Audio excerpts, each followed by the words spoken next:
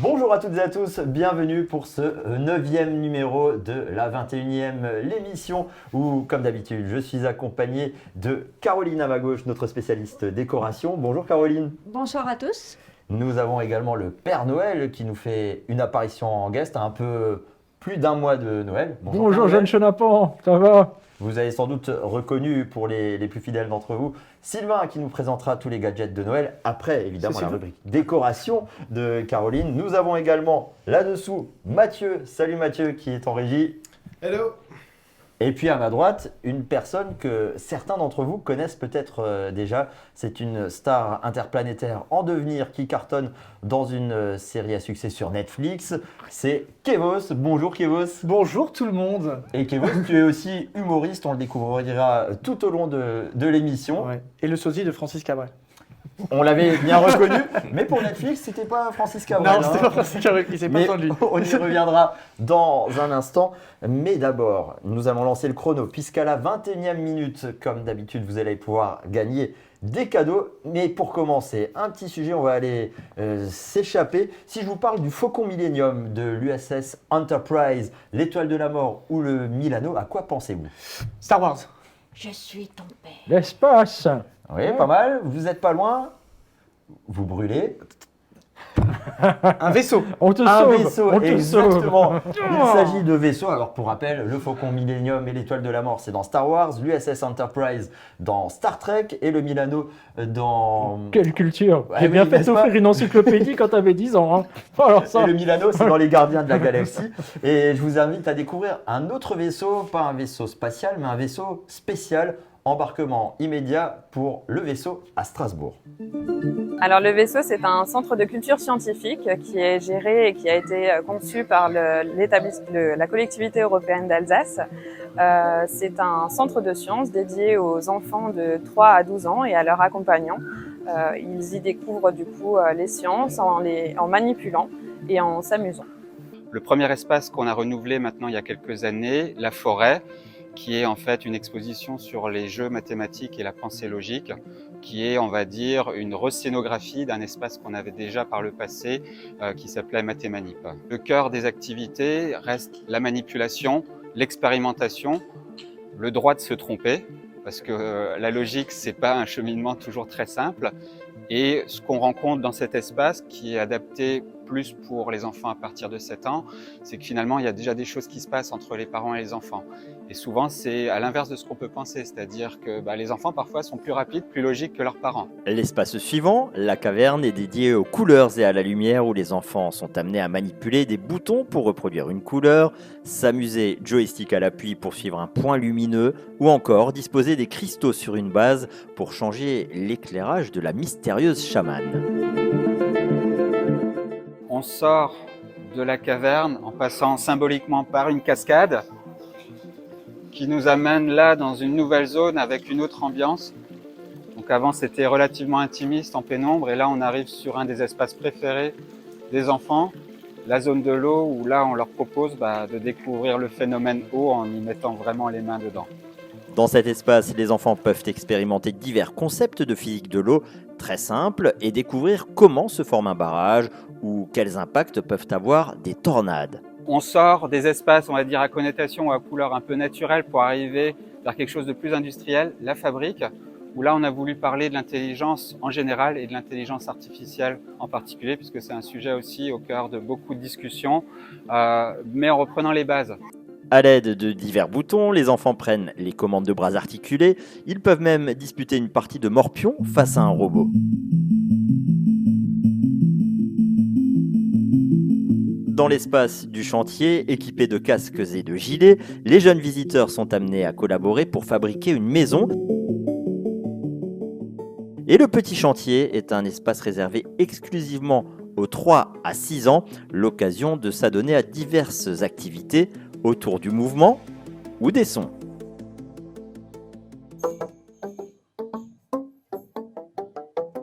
Le vaisseau propose également des expositions temporaires. Jusqu'à fin décembre, du coup, l'exposition Colibri autour de l'engagement social, environnemental. Et dès février, on pourra redécouvrir du coup une exposition temporaire sur le sport hors jeu, du coup en lien avec les Jeux Olympiques 2024 de Paris. Qu'est-ce que le sport? Quelles sont nos capacités par rapport au sport? Et de se questionner justement sur toutes ces questions-là.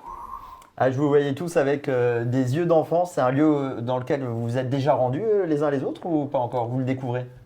J'y étais déjà avec ma filleule et effectivement, c'est ludique. Ça permet d'échanger, de passer du temps avec elle et de découvrir effectivement des choses qu'on peut avoir oubliées. Ouais, c'est vraiment un chouette endroit, hein. C'est vraiment sympa. Moi, j'y étais avec mon fils aussi et c'est vrai que les gamins, ils adorent, quoi, hein, forcément. Alors ça me rappelle beaucoup la Cité des Sciences à Paris. Ouais, en tout cas, c'est effectivement un lieu à découvrir si vous avez des enfants, hein, parce que pour les adultes, même si on peut s'y amuser, c'est pas spécialement réservé. C'est vraiment pour les enfants jusqu'à 12 ans de préférence. Pour les lutins, comme on dit. Exactement.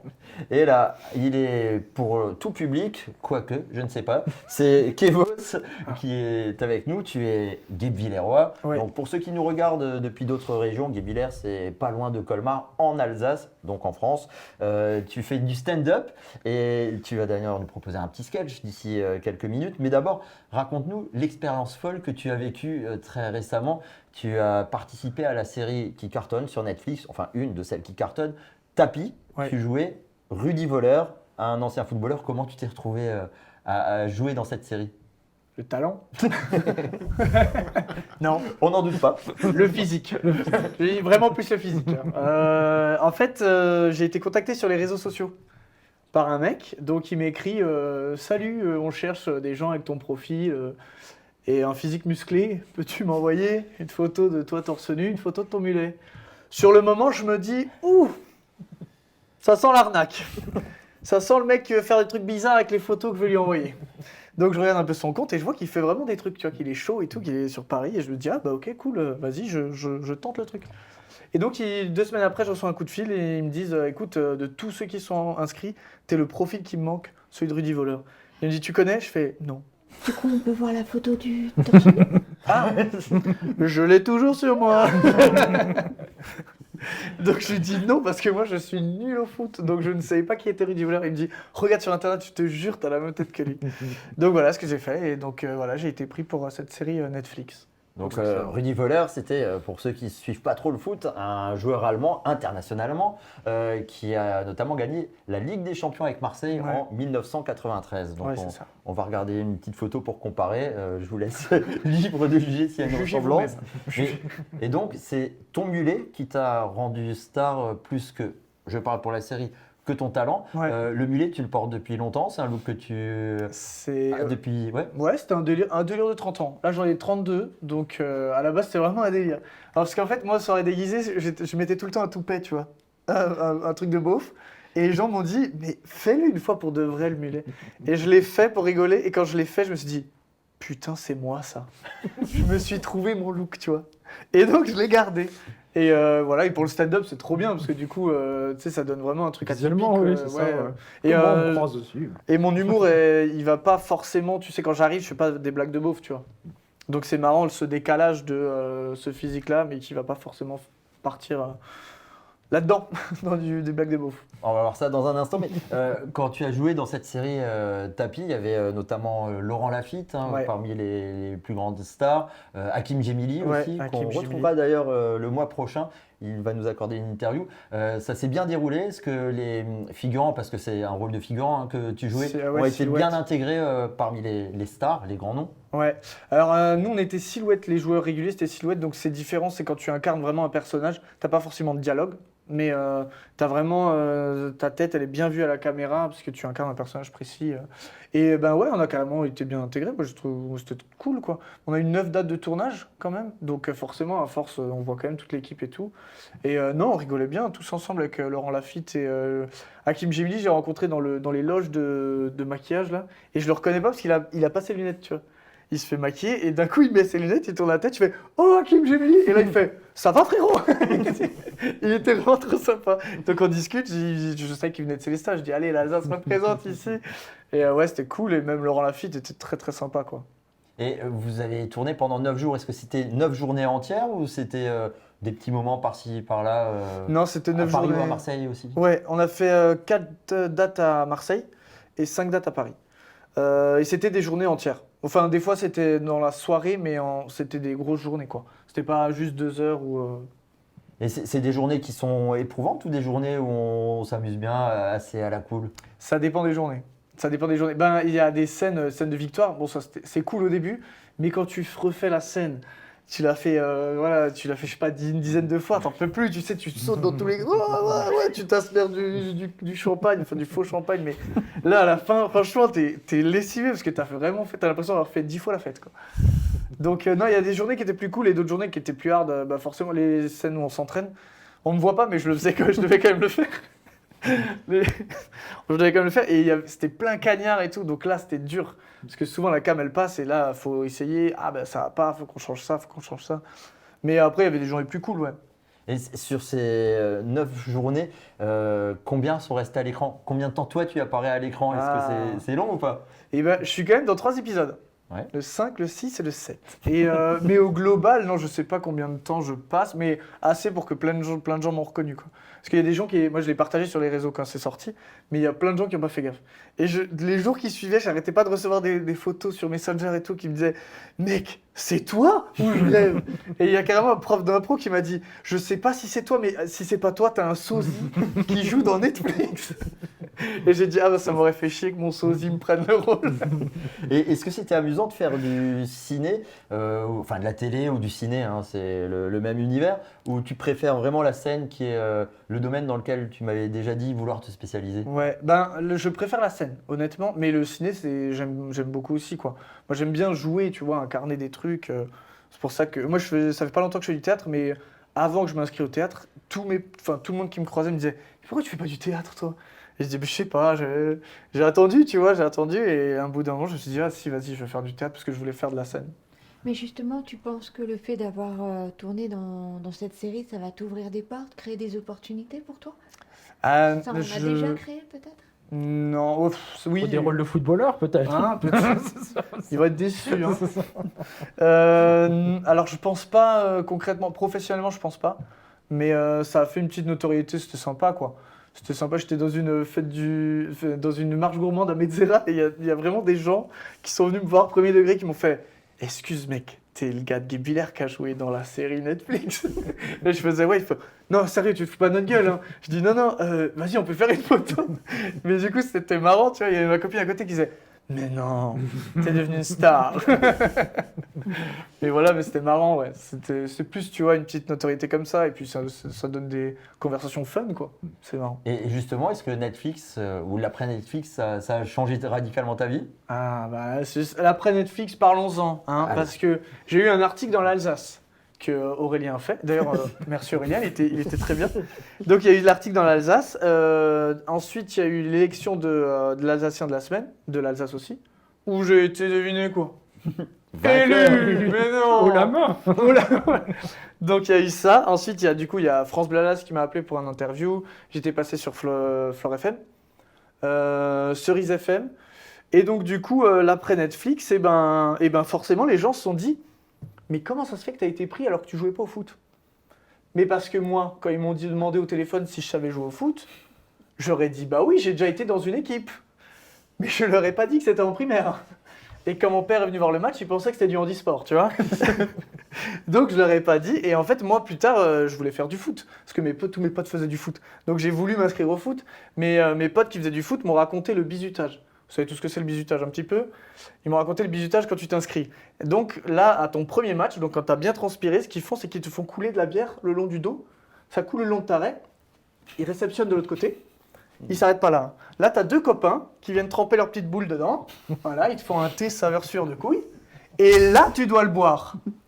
Et moi, j'ai dit non. Ah non, moi, la bière chaude, je peux pas. Hein. Non. Donc, du coup, c'est pour ça que je ne faisais pas de foot. Voilà. C'est parce que j'ai menti et parce que je ne voulais pas faire de bizutage. Donc, tu es en train de me dire que tous les gars qui jouent au foot ont fait ça? Tous les gars, dans cette équipe, en tout cas, ils l'ont fait. Ah, C'est dirais c'est pas quelle l'équipe. équipe Non, hein, je c'est- On balance pas. On balance pas les Balance noms. pas les noms. La régie demande quelle équipe La c'est. régie. La régie l'aura après. En off. C'est pour jamais y aller. En off. Oh, oui. Bah là maintenant ça a peut-être changé, hein, tu sais, c'était à l'époque. Hein. Il y en a peut-être certains qui vont vouloir du coup intégrer cette équipe. Bah oui, non, mais C'est c'est ça. vrai. Il y en a peut-être qui sont chauds à faire ça. Non mais c'est vrai, il faut faire gaffe du coup maintenant quand tu t'inscris à un sport, faire gaffe au bizutage. Hein. C'est ça. Tu sais qu'au bowling, ce qu'ils font, c'est qu'ils mettent de la super glue dans tous les trous. De la boule, hein, pas de la personne, attention. Hein. Non, parce qu'Aurélien, je te voyais déjà. Intéressé. Je bois tes paroles. Et ma copine, après ça, du coup, après le truc de Netflix et l'article dans l'Alsace, elle a eu peur que je sois plus convoité par les filles, parce qu'elle est jalouse, ma copine. Et donc je lui ai dit, non, bébé, Juste petit rappel, elle regarde l'émission. je pense qu'elle regarde l'émission. Oui, donc attention. Oui, non, je veux pas. Je vais dormir sur le canapé, c'est pas grave. Non, mais je l'ai rassuré, je lui ai dit, non, mais ça va, je suis juste passé dans l'Alsace, quoi. Je vais pas changer physiquement. Après, ça me va très bien le mulet moustache, on est d'accord. On est d'accord. Mais je veux dire, si je me balade avec ma copine et qu'on tombe sur son ex, je pense qu'il va pas se dire ah, fait chier, elle a trouvé mieux que moi. Tu vois. Et si on croise d'autres filles, ça m'étonnerait qu'elles se disent aussi ah, mais la chance qu'elle a, celle-là. Hein, faut être honnête, tu vois. Donc voilà, donc c'était ça. Et d'ailleurs, l'après Netflix aussi, c'est hier, il y a un mec qui m'interpelle dans la rue et qui me dit je t'ai déjà vu à la télé, toi. Alors je dis ouais, c'est possible que tu m'as déjà vu à la télé, ouais. Et là il me fait mais ouais, dans les tuches. Et il s'est barré. Voilà l'après Netflix. Beaucoup de moments de gloire, quoi. C'est ça.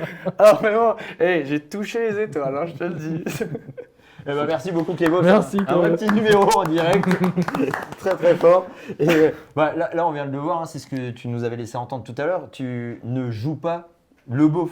Non, Tu ouais. joues un peu de ton physique, certes. Ouais. Mais, tu as un autre personnage. C'est pas de l'humour non plus politique, sociétal. Tu fais Ouais, quoi, des c'est- caricatures de ta propre vie. Ouais, c'est essentiellement un peu ça. C'est dur de donner son humour. Parce qu'au début, je parlais peu de moi. J'ai parlé de plein de sujets différents. Mais des sujets, des fois, qui m'ont choqué. Ou, tu sais, j'avais lu un article sur la réalité virtuelle, par exemple. Et ça, j'en ai fait un sketch.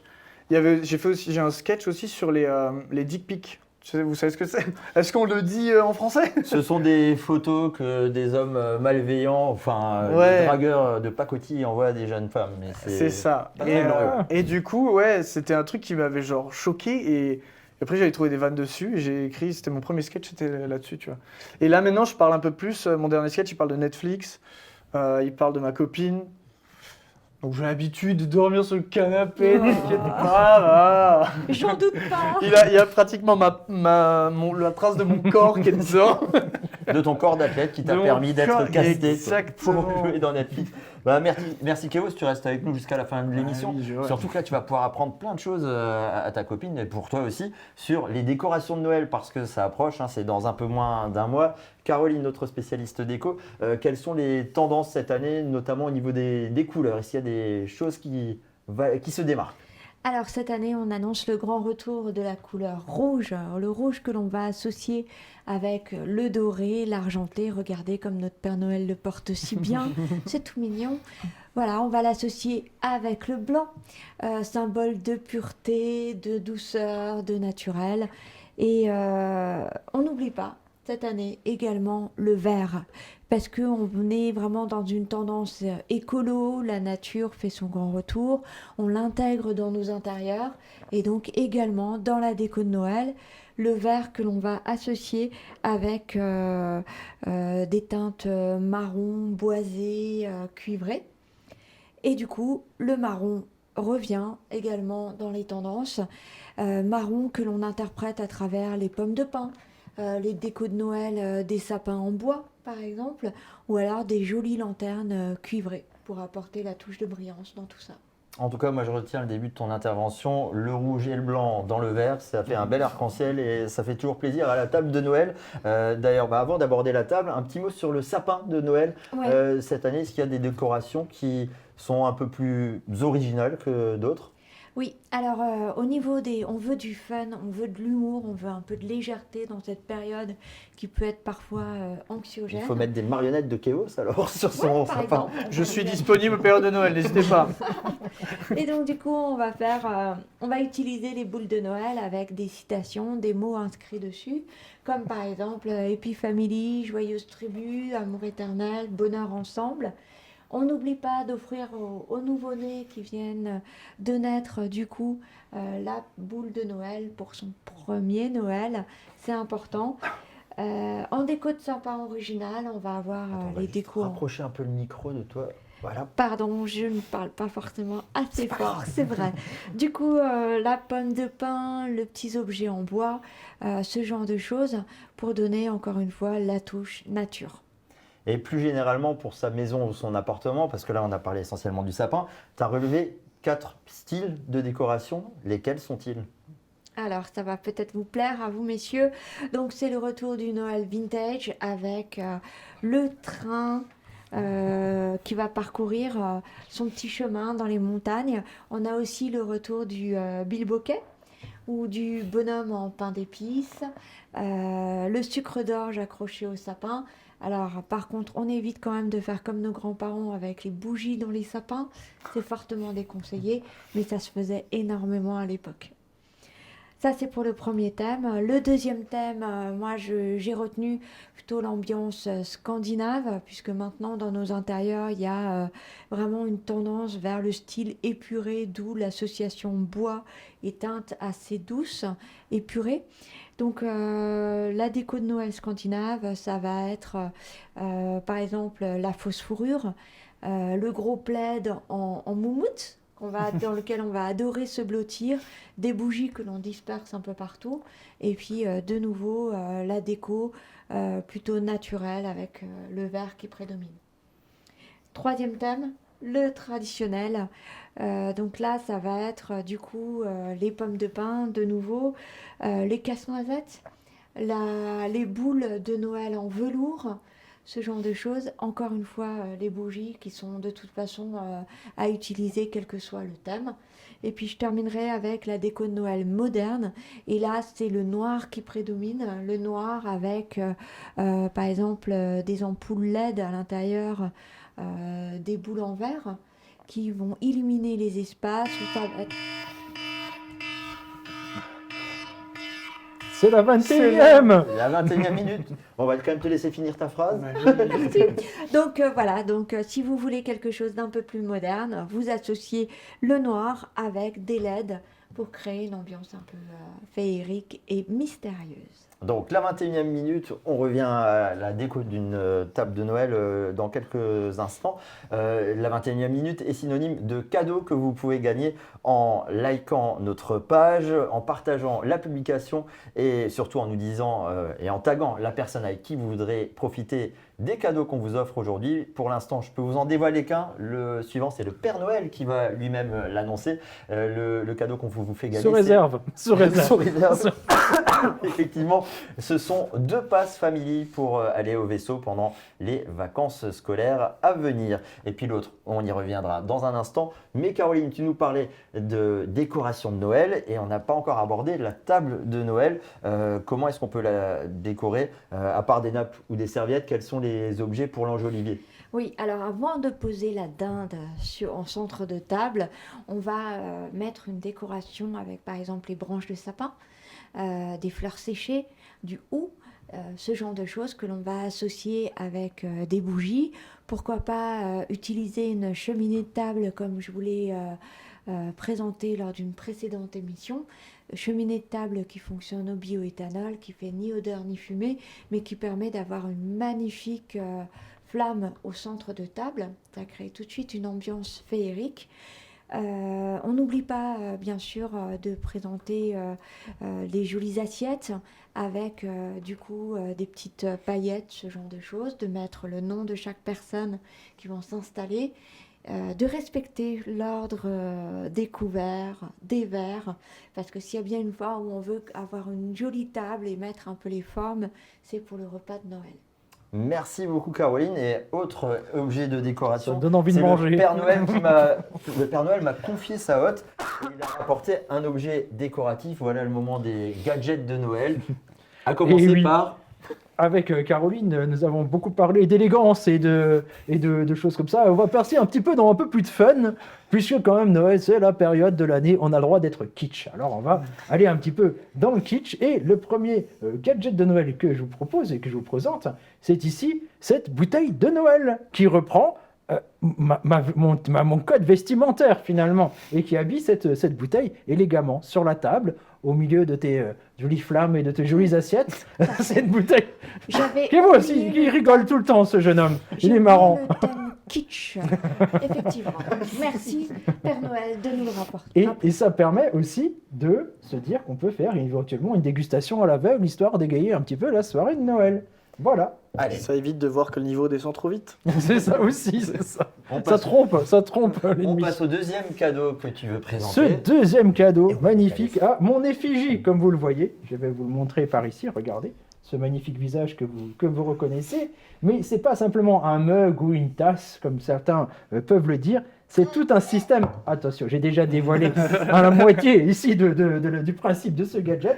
C'est qu'on va pouvoir donc boire son chocolat chaud lorsqu'on n'est pas porté sur l'alcool. Sinon, on peut évidemment Sur notre vie. Voilà, bien sûr, l'alcool est dangereux pour la santé si on abuse des machins patati. Hein. Et on peut aussi mettre du glühwein à l'intérieur, donc du vin chaud, pour pouvoir faire cette dégustation. Et vous ne passerez pas inaperçu, notamment si vous allez après au spectacle de Kevos, puisque vous pourrez lui faire un ensemble de rires artificiels et gracieux, puisqu'à chaque levée de ce mug, vous avez un magnifique Ah mince. rire de moi-même. Et ça, c'est pas mal. Alors, peut-être certains diront, ton truc, comment que ça va passer là au lave-vaisselle? Il y a un système en dessous. Vous attendez, chaque fois qu'on le lève, ça le fait. On peut l'éteindre, c'est pratique aussi. À chaque fois qu'on lève, il éternue. C'est incroyable. Faut que je reteste ça. Ah. Ça marche bien. Et sinon, on peut enlever tout le système là. C'est une soupe sonore. Je vais pas arriver à le remettre. On peut l'enlever et donc changer les piles éventuellement et passer tout ça au lave-vaisselle. Ça passe au lave-vaisselle. Après, si Et- je peux me permettre, si Oui. on m'offre ça, j'ai qu'une envie, c'est de le passer au lave-vaisselle avec le truc qui fait le Si je peux me permettre, attention, je dis pas. Moi, je pensais que tu voulais mettre ta voix dessus. Peut-être tu vas faire une bonne blague à chaque fois qu'on lève. Peut-être, je sais pas. En tout cas, ça fait pas partie des fonctions. Mais j'imagine qu'il y a quelques geeks qui arriveront à modifier Ouais. ce qu'il y a dedans. Et ce magnifique mug, on va forcément le trouver au pied du sapin. Un Nordman, c'est l'ancien Du de la place sapin, Broglie. du futur. Voilà, sapin idéal si vous voulez rester dans l'esprit de Noël, hein, mais avec un tout petit. Vous avez une tiny house, tu te rappelles la tiny house que tu étais allé Oui, filmer? dans une précédente C'était rigolo émission. ça, c'est vrai, tiny house, voilà. Effectivement, Un tiny sapin. la tiny sapin pour pouvoir fêter Noël. Alors ça, c'est pratique aussi comme cadeau. Vous arrivez chez des invités, vous dites hop, plutôt qu'un bouquet de fleurs, tiens, je t'offre un sapin de Noël, c'est sympa. Ah Et bah ça oui. peut aussi servir au bureau quand voilà, rester dans l'esprit de Noël, même au bureau. Alors vous allez me dire, Mais il a c'est rien un de peu spécial. fade, c'est un peu fade Voilà, vu comme ça. fadasse. Mais c'est pour ça qu'il y a un petit bouton magnifiquement ici intégré dans le petit support qui permet, vous voyez, d'illuminer. Je ne sais pas si vous le voyez bien. à la Et on se caméra. croirait à Foliflore. Mais C'est Foliflore. là. C'est le sapin de Noël Star Wars. c'est le Ouais. sapin de Noël Star Wars avec ces passages de couleurs, d'illumination. Et pour ceux qui connaissent la technologie, ici, ce sont des fibres optiques. C'est ce qui conduit à Internet. Et là, ça conduit des lumières. C'est le sapin du futur. Voilà. Petite question, il passe aussi au lave-vaisselle celui-là? Il peut, Ah. mais garantit pas le résultat à la fin. Mais en tout cas aussi, vous avez vu que ça fonctionne sur des piles, donc vous pouvez le mettre n'importe où, Ah, même c'est en le- pleine forêt. De toute beauté. Et puis, un dernier petit gadget que tu voulais nous présenter, Père Noël. Le plus dangereux peut-être d'entre tous les gadgets qu'on vous présente ce soir, c'est celui que vous pourrez peut-être gagner. On a prévu un plan B au cas où, puisque ce Père Noël, certains se posent la question de savoir comment le Père Noël fait pour voler. Alors bien sûr, poudre magique, reine volant, tout ça, toute cette histoire. Mais le Père Noël d'aujourd'hui, il vole avec un système de drone. Et ici, ce double hélice qui lui permet de voler. Vous voyez, c'est moi-même. Alors on a fait un modèle réduit pour que les enfants puissent jouer avec. Des fois, ils ne jouent qu'une fois, hein. Mais c'est quand même ça égaye bien la soirée. Il suffit de le recharger sur un port USB. Vous l'allumez. Tu me l'as mis en main. J'aurais bien voulu que ce soit toi qui le démarre, mais c'est pas grave. Je vais faire moi. On l'allume et vous allez voir, c'est assez magique ou surprenant, tout au moins. On Allez. l'allume. Commencez pas trop, il va aller, je vais le filmer en Oh, même temps. vous avez entendu? Il vient de démarrer. Il est prêt au décollage. Vas-y, Père Noël, distribue tes cadeaux! Et hop! Ah ouais. Ah voilà. Alors il y a un petit détecteur qui se trouve sous les pieds du Père Noël qui détecte la hauteur en fait et il permet comme ça de redescendre. Là, Ah oui. hey, Et c'est bien, c'est très silencieux. Ouais. oui, Et le détecteur pareil. est très efficace. Au bout de 15 minutes, il a capté qu'il était sur le plafond, quoi. Et en cas de forte chaleur, ça peut Alors, aussi moi, aérer ouais. éventuellement. Idéal pour les plafonds tendus. Ah ouais. C'est ça. Ou alors, C'est garanti. j'imagine bien Ambiance. aussi, Les lames sont en Ambiance céramique. ce soir. Ambiance ce soir de Noël. c'est ça, si vous voulez vous faire des ennemis, c'est pas mal aussi. J'imagine bien un intérieur bien décoré à la Caroline, tout ça, tout élégant, bien classe. Et ce machin qui vient tout déglingos, ça met un peu d'ambiance à Noël. Ouais, je C'est vrai que c'est confirme. un peu tristoun, un peu La gardé. magie Là, de Noël. ça détend tout le monde. C'était Et un donc- chat aussi. C'est celui-ci que vous pourrez gagner parce que donc il est encore entier, donc vous pouvez le gagner. Et voilà, merci beaucoup Père Noël. On ne va plus révéler ton Je repasserai identité. peut-être vous voir encore. Vous Ah avez l'air bah, bien sympathique. Grand plaisir. Donc on le rappelle, hein, à gagner ce Père Noël, des passes family pour aller au vaisseau. Merci à tous d'avoir participé à cette émission, à vous de l'avoir regardé. Et on le rappelle, Kevos, tu es en spectacle. Enfin, on le rappelle, non, on vous le dit, on l'a pas encore dit. Pour la finale de L'Alzaren. Ah, Tu vois, plat comédie. Hop la comédie à la Margelle, à Staffelfelden. Ce Yes. sera le 24 novembre dans 3 jours et puis le 28 novembre au Festival d'humour de Colmar en première partie de Guiris. Dans ce festival, il y aura aussi Edgar Rive, Laurie Pierret, Jérémy Ferrari, Oldelaf, Verino et on peut te suivre aussi sur tes réseaux sociaux qu'on va afficher là-haut. Merci d'avoir été parmi nous, merci Caroline, merci Sylvain, Père Noël, pardon, et merci Mathieu. À très bientôt pour un nouvel épisode, ce sera le 21 décembre. À Ciao. bientôt. Ciao, ciao. Hey